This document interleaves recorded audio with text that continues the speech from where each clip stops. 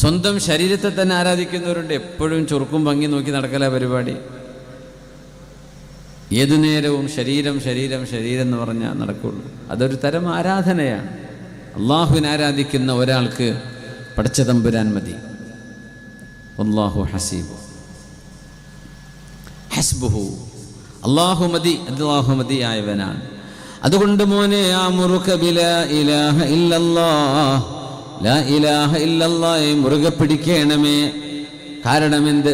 ഫഇന്നസ് സമാവാതി വൽ അർദ് ലകാനതാ ലൗ കാനതാ ഹൽഖതൻ ലഫസമത്ഹുന്ന.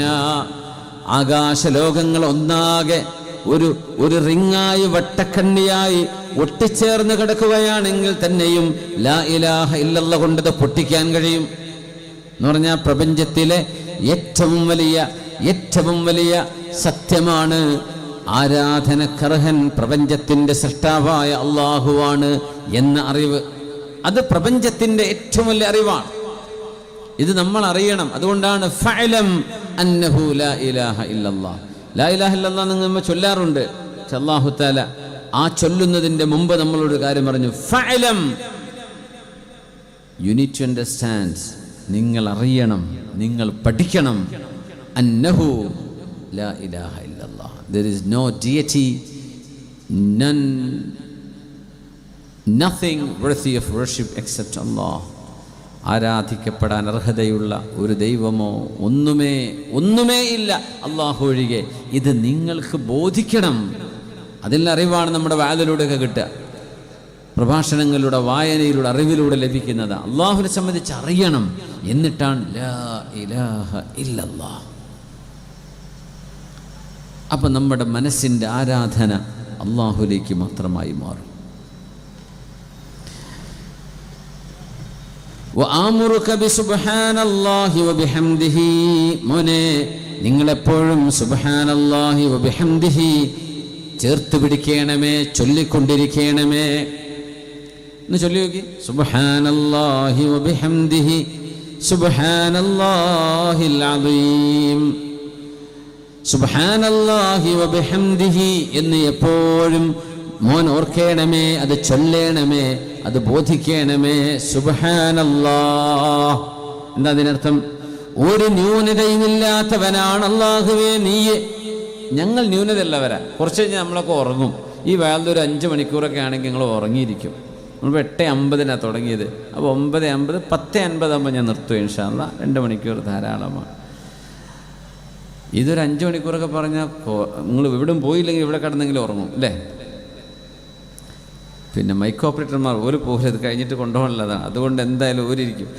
ബാക്കിയുള്ളവർ ഒന്നുകിൽ ഉറങ്ങും അല്ലെങ്കിൽ എണീറ്റ് പോയി കിടന്നുറങ്ങും അല്ലേ? വീട്ടിലേക്ക് എത്തിയിട്ടെങ്കിലും കിടക്കും. എന്തേ? നമ്മൾ ക്ഷീണിക്കുന്നുണ്ട്, നമ്മൾ തളരും. 24 മണിക്കൂറൊന്നും നമുക്ക് ഊർജ്ജസ്വരമായി നിൽക്കാൻ പറ്റില്ല. ഒരു 16 hours 17, ഇനി വേണമെങ്കിൽ ഒരു 20 മണിക്കൂർ പിന്നെ നമ്മൾ ഉറങ്ങിയിരിക്കും. എന്നാൽ അല്ലാഹുവോ ലാ തഅഖുദുഹു സിനതുൻ വലാ നൗം, അജയ്യനായ അല്ലാഹുവിനെ ഒരു ഉറക്കമോ തൂങ്ങിയുറക്കമോ ഇല്ല. തൂങ്ങിയുറക്കം, അതിനാണ് സിനത്ത് എന്ന് പറയാം. ഡ്രൗസിനെസ്, സ്ലംബർ, ഇതൊന്നും അല്ലാഹുവിനെ ബാധിക്കുന്നില്ല. ഉറക്കമില്ല പടച്ച തമ്പുരാൻ. അല്ലാഹു ഉറങ്ങുന്നവനല്ല. പടച്ചവനൊരു സെക്കൻഡ് ഇറങ്ങിയാൽ ഈ പ്രപഞ്ചം തീർന്നു. അല്ലാഹുവിൻ്റെ കൺട്രോളാണിത്. അല്ലാഹു ഉറങ്ങുന്നവനല്ല. സുബ്ഹാനല്ലാഹ്, അല്ലാഹുവേ ഒരു ന്യൂനതയുമില്ലാത്തവനാണ് നീ. നമുക്ക് ആരോഗ്യം ക്ഷയിക്കും. യുവാവായിരുന്ന സമയത്തുള്ള ആ ഒരു ഊർജ്ജസ്വലത വയസ്സാകുമ്പോൾ ഉണ്ടാവോ? ഇല്ല, പറ്റില്ല. നമ്മൾ ക്ഷയിക്കുകയാണ്. തളർന്ന് നമ്മുടെ വാർദ്ധക്യത്തിലേക്ക് നീങ്ങുകയാണ്. മരിക്കണമെന്ന് മരിക്കാന്ന് ആലോചിക്കുമ്പോഴേക്കും പേടിയുള്ള ഒരാണായാലും പെണ്ണായാലും മരിക്കേ പടച്ചവനെ എന്നെ കൊണ്ട് ആലോചിക്കാൻ പറ്റൂല, മരിക്കണ വേളൊക്കെ ആണെങ്കിൽ ഞാൻ എണീറ്റ് പോകട്ടോ, അങ്ങനെയൊക്കെ ആലോചിച്ച് വരുന്നവരുണ്ടാവും. മരണത്തെ പറ്റി പറഞ്ഞ് പേടിപ്പിക്കുകയാണെങ്കിൽ ഞാൻ ഇരിക്കൂല, എൻ്റെ കൂടെ കേൾക്കാനാവില്ല. എന്തേ? ആലോചിക്കാൻ വയ്യ മരിക്കുന്നത്. എന്നാൽ അതേ മനുഷ്യൻ 70, 80, 90 വയസ്സിലേക്ക് എത്തിക്കഴിഞ്ഞാൽ അല്ലാഹുവേ ബാത്റൂമൊക്കെ നടക്കാൻ വരെ എന്നെക്കൊണ്ട് വയ്യാണ്ടായി, എൻ്റെ കുട്ടികളും എൻ്റെ പേരക്കുട്ടികളും എന്നെക്കൊണ്ട് കഷ്ടപ്പെടാറായി, ഇനി ഞാനിവിടെ നിന്ന് എഴുന്നേറ്റ് പോവുക പണ്ടൊക്കെ ചാലിയത്തുനിന്ന് ഫറൂഖിലേക്ക് നടന്നിരുന്നു, രാമേട്ടരിലേക്ക് നടന്നിരുന്നു, കോഴിക്കോട്ടേക്ക് ബോട്ടും കയറി ബേപ്പൂരിലൂടെ അങ്ങനെ കടന്നു പോയിരുന്നു. ഇപ്പം അതൊന്നും വയ്യ.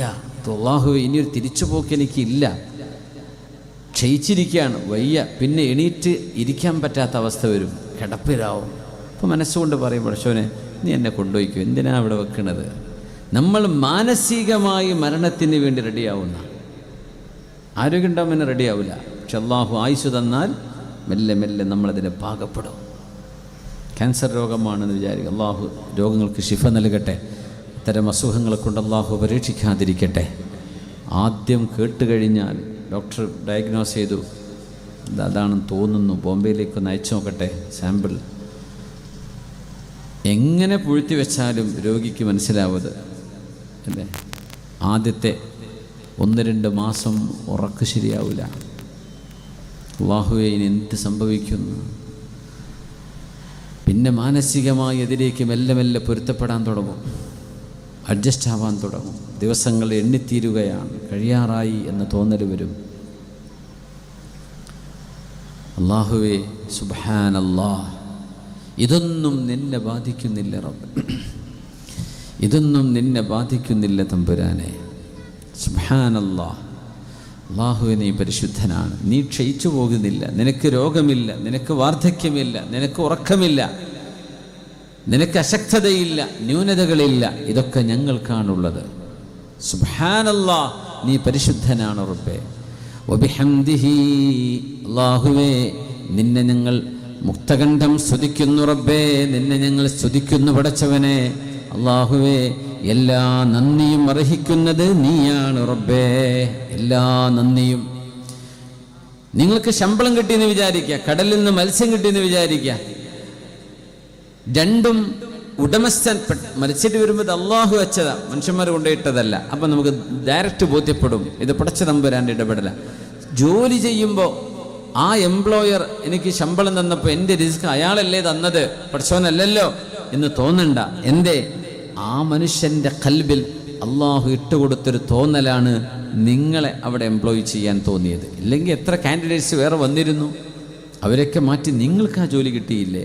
നിങ്ങൾക്കൊരാളെ ഭക്ഷണം കൊണ്ടു തന്നു, ആ മനുഷ്യൻ്റെ മനസ്സിൽ തോന്നണം നിങ്ങൾക്ക് ആ ഉപകാരം ചെയ്തു തരണമെന്ന്, അല്ലെങ്കിൽ നടക്കൂല. നിങ്ങൾക്കൊരു സൗഹൃദം വേണം, ആ മനുഷ്യൻ്റെ കൽബിൽ നിങ്ങളോടൊരു ഇഷ്ടം അള്ളാഹു ഇട്ടുകൊടുക്കണം, അല്ലെങ്കിൽ നടക്കില്ല. നിങ്ങൾക്ക് ആരെങ്കിലും എന്തെങ്കിലും സംഭാവന തരണം, സ്വതക്ക തരണം, പടച്ചതമ്പുരാൻ അവരുടെ കൽബിൽ നിങ്ങളോട് ഒരു മഹബത്ത് അള്ളാഹ് ഇട്ട് കൊടുത്താലേ ആ അനുഗ്രഹം നിങ്ങളിലേക്ക് ആ മനുഷ്യരിലൂടെ വരുള്ളൂ. അതുകൊണ്ട് അനുഗ്രഹങ്ങളുടെയൊക്കെ അടിസ്ഥാനം അതർഹിക്കുന്നത് അള്ളാഹുവാണ്. അതുകൊണ്ടാണ് അള്ളാഹുവേ നിനക്ക് സ്തുതി റബ്ബേ. ഈ 2 വചനങ്ങൾ മക്കളെ നിങ്ങൾ മറക്കരുതേ. ആമുറുക ബിസിനതൈനി വഅൻഹാക ബിസിനതൈൻ, 2 കാര്യങ്ങൾ ചെയ്യണമെന്നും 2 എണ്ണം ചെയ്യരുത് എന്നും നിങ്ങളോട് പറയുന്നു. ചെയ്യാൻ പാടില്ലാത്തത്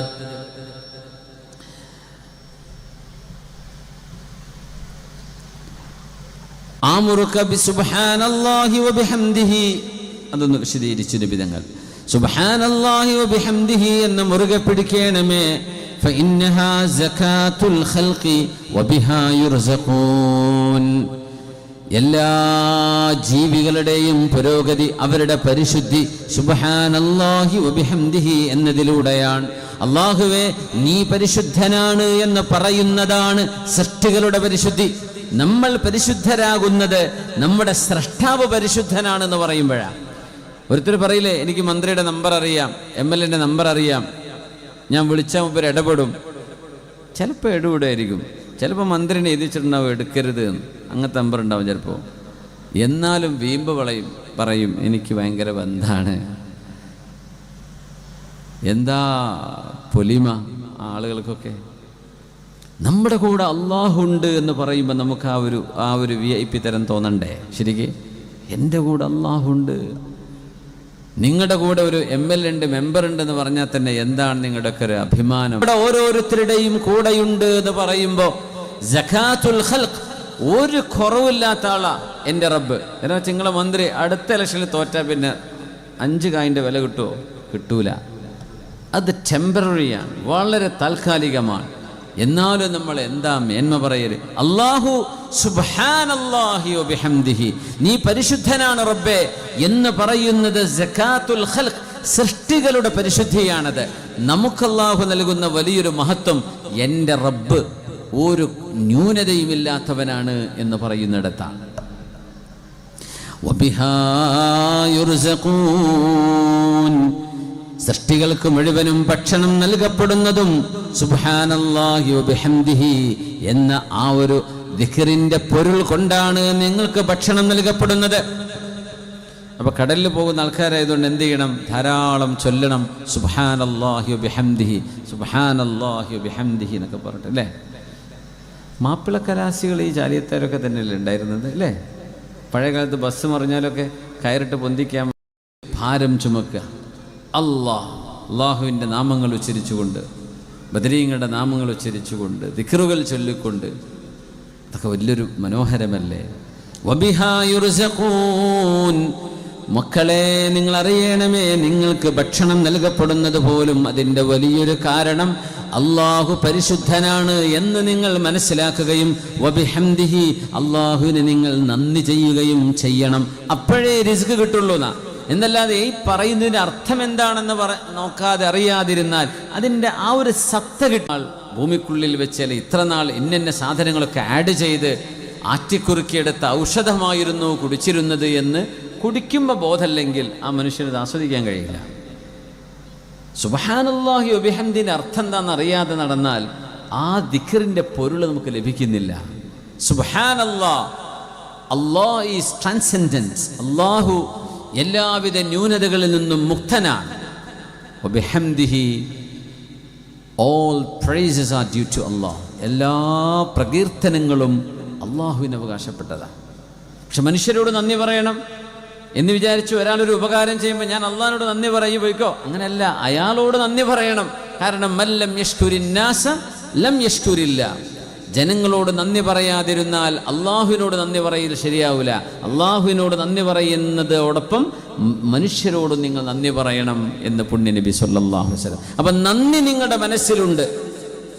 അള്ളാഹു എല്ലാറ്റിനും കഴിവുള്ളവനാണ്, ഒരു ന്യൂനതയും ഇല്ലാത്തവനാണ്. ഈ ഈമാനോടുകൂടെയാണ് നിങ്ങൾ ജീവിക്കുന്നതെങ്കിൽ വബിഹാ യുർസഖൂൻ, ആ ഈമാന് കൊണ്ടാണ് നിങ്ങൾക്ക് ഭക്ഷണം നൽകപ്പെടുന്നത് എന്ന് നബിയുല്ലാഹി നൂഹ് അലൈഹിസ്സലാം. വഇൻ മിൻ ഷൈഇൻ ഇല്ലാ യുസബ്ബിഹു ബിഹംദി വലാകിൻ ലാ തഫ്ഖഹൂന തസ്ബീഹഹും ഇന്നഹു കാന ഹലീമൻ ഗഫൂറാ. എല്ലാ ജീവജാലങ്ങളും സർവചരാചരങ്ങളും, ചരങ്ങളും അചരങ്ങളും, ജീവനുള്ളതും ജീവനില്ലാത്തതും, കല്ലും മണ്ണും തെങ്ങും ഒക്കെ, ഈ തെങ്ങിൻ തോപ്പിലെ തെങ്ങിൻ്റെ മട്ടലുകളും ഇവിടുത്തെ പുല്ലും ഇവിടുത്തെ മണൽത്തരികളടക്കം ഇല്ലാ യുസബ്ബിഹു ബിഹംദിഹി, അല്ലാഹുവിന് അൽഹംദുലില്ലാ പറയുകയും സുബ്ഹാനല്ലാഹ് പറയുകയും ചെയ്യാത്തതായിട്ട് പ്രപഞ്ചത്തിൽ ഒന്നുമേ ഇല്ല. അപ്പൊ അതെന്താ നമ്മൾ കേൾക്കുന്നില്ലല്ലോ? വലാകിൻ ലാ തഫ്ഖഹൂന തസ്ബീഹഹും, അവരുടെ തസ്ബീഹ് നിങ്ങൾക്ക് ബോധ്യപ്പെടുന്നില്ല, നിങ്ങൾക്ക് കേൾക്കുന്നില്ല എന്ന് മാത്രം, നിങ്ങൾക്കത് മനസ്സിലാവുന്നില്ല. എന്നാൽ പ്രപഞ്ചത്തിലുള്ള മുഴുവനും അള്ളാഹുവിന് തസ്ബീഹ് ചൊല്ലുന്നു. സൂറത്തുൽ ഇസ്രായിൽ അള്ളാഹു പറയാൻ എല്ലാം ചെയ്യുന്നുണ്ട് സുബ്ഹാനല്ലാഹിയും അൽഹംദുലില്ലയും. അതുകൊണ്ട് നൂഹ് നബി സുബ്ഹാനല്ലാഹി വബിഹംദിഹി മുറുകെ പിടിക്കണേ മോനെ, ലാ ഇലാഹ ഇല്ലല്ലാഹയെ മുറുകെ പിടിക്കണേ, രണ്ടെണ്ണമാ പറഞ്ഞു കൊടുത്തു. ഇത് രണ്ടും ഈ പ്രപഞ്ചത്തിന്റെ നിലനിൽപ്പിന്റെ അനിവാര്യതയാണ്. വൻഹാക അനിസ്നതൈൻ, മോനെ രണ്ട് കാര്യങ്ങൾ നിങ്ങൾ ചെയ്യരുത്. ഒന്ന് അനിശ്ശിർക്ക്, അള്ളാഹുവിന്റെ പരമമായ അധികാരം മറ്റാർക്കും പകുത്തു കൊടുക്കരുത്. അള്ളാഹുവിന്റെ സിഫാത്തുകൾ, അള്ളാഹുവിന്റെ വിശേഷണങ്ങൾ, അള്ളാഹുവിന്റെ അസ്മാഉകളുടെ മഅനകൾ, അത് അള്ളാഹുവിനല്ലാതെ മറ്റാർക്കും അതുപോലെ ഒരാളും അർഹിക്കുന്നില്ല റബ്ബല്ലാതെ. അള്ളാഹു എല്ലാം അറിയുന്നവനാണ്. പക്ഷെ അറിവുള്ള ആലിമീങ്ങളുണ്ട്. പക്ഷെ അള്ളാഹുവിന്റെ ഇൽമിന് പോലെയല്ല ആലിമീങ്ങളുടെ ഇൽമ്, അല്ലേ? വ്യത്യാസമുണ്ട്. അള്ളാഹുവിന്റെ ഇൽമ് അള്ളാഹുവിന്റെ ദാത്തിന്റെ ഭാഗമാണ്, അസലിയാണ്. നമ്മുടേത് മുക്തസബാണ് എന്ന് പറയും, നമ്മൾ പഠിച്ചുണ്ടാക്കുന്നതാ. അള്ളാഹുവിന് ഇതിന് ആവശ്യമില്ല. അതുകൊണ്ട് ശിർക്ക് ചെയ്യരുതേ, ബഹുദൈവ ആരാധന ചെയ്യരുത് മോനെ, ബഹുദൈവ ആരാധന ചെയ്യരുത്. പിന്നെ പറഞ്ഞു അനിൽ കിബിരി, അഹങ്കാരവും പാടില്ല മോനെ. റസൂലുള്ളാഹി സ്വല്ലല്ലാഹു അലൈഹി വസല്ലം തങ്ങൾ പറഞ്ഞു, ഇത് ശ്രദ്ധിച്ചു കേൾക്കണം, നല്ല വസ്ത്രം ഇടുക, നല്ല ചെരുപ്പ് ധരിക്കുക, ബ്രാൻഡ് സാധനം വാങ്ങിക്കുക, എനിക്ക് വല്ല കുഴപ്പമുണ്ടോ എന്നൊരാൾക്ക് ചോദിക്കുകയാണെങ്കിൽ അതിൻ്റെ മറുപടി ഈ ഹദീസിലുണ്ട്. ഖാല സ്വല്ലല്ലാഹു അലൈഹി വസല്ലം, ഹദീസ് സ്വഹീഹ് മുസ്ലിമിലുണ്ട്, ലാ യദ്ഖുലുൽ ജന്നത മൻ കാന ഫീ ഖൽബിഹി മിസ്ഖാലു ഹബ്ബത്തിൻ മിൻ കിബ്രിൻ. അഹങ്കാരം ഒരു ആറ്റത്തിൻ്റെ അത്ര, ആറ്റം എന്ന് പറഞ്ഞാൽ തന്നെ കണ്ണുകൊണ്ട് കാണാത്ത സാധനം, അത്ര ചെറിയ അഹങ്കാരം ഒരു മനുഷ്യന്റെ കൽബിലുണ്ടെങ്കിൽ ആ മനുഷ്യന് സ്വർഗപ്രവേശനം സാധ്യമല്ല എന്ന് നബി തങ്ങൾ പറഞ്ഞപ്പോൾ ഖാലൂ, സ്വഹാബികൾ ചോദിച്ചു, യാ റസൂലല്ലാഹ്, അഹങ്കാരം എന്ന് പറയുന്നത് അഹദുനാ യുഹിബ്ബു അൻ യകൂന തൗബുഹു ഹസന, നല്ല വസ്ത്രം ധരിക്കാൻ ഞങ്ങൾ ഇഷ്ടപ്പെടാറുണ്ട്, മുന്തിയ വസ്ത്രങ്ങൾ, വനഅലുഹു ഹസന, നല്ല ചെരുപ്പുകൾ ധരിക്കുന്നവരാണ് ഞങ്ങൾ, നല്ല വസ്ത്രവും നല്ല ചെരുപ്പും, അതിനോട് ബാക്കിയുള്ളതൊക്കെ ഉപയോഗിച്ചോളൂ. ഈ നല്ല സാധനങ്ങൾ ഉപയോഗിക്കുന്നത് നബിയെ, അതാണോ അഹങ്കാരം എന്നുകൊണ്ട് അങ്ങ് ഉദ്ദേശിച്ചത്?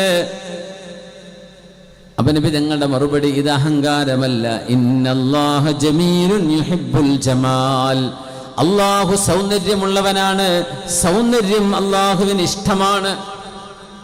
അപ്പോ താടിമുടിയൊക്കെ ഒന്ന് വൃത്തിയാക്കി കൊണ്ടു നടക്കുക, തലമുടി എണ്ണ തേക്കുക, നെയിലൊക്കെ ഒന്ന് ട്രിം ചെയ്യുക, കട്ട് ചെയ്യുക. ഇങ്ങനെ പൂച്ചകളെ പോലെ നെയിൽ വളർത്തി നടക്കുന്ന ഒരു ട്രെൻഡ് വന്നുകൊണ്ടിരിക്കുന്നുണ്ട്.